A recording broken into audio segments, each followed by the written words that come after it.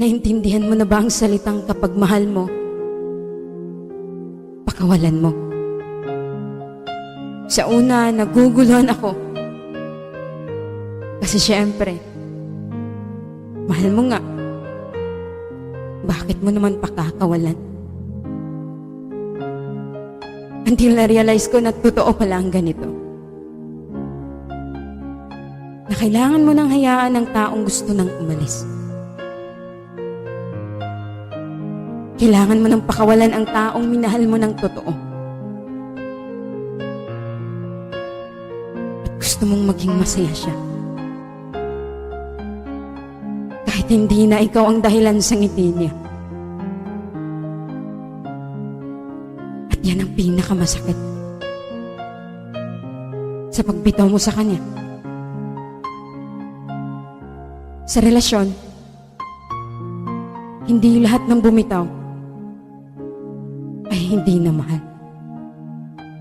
Minsan bumitaw tayo kasi kailangan nating pakawalan. Yung ikaw na lang ang lumalaban.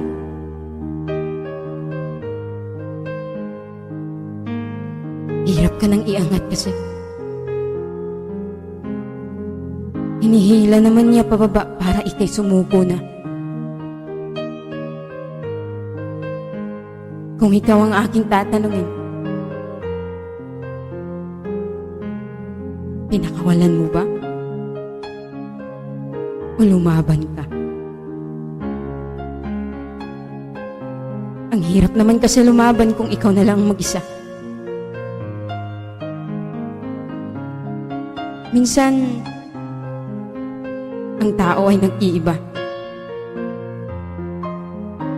Hindi mo hawak sila. Kapag hindi ka na gusto, pakawalan mo na.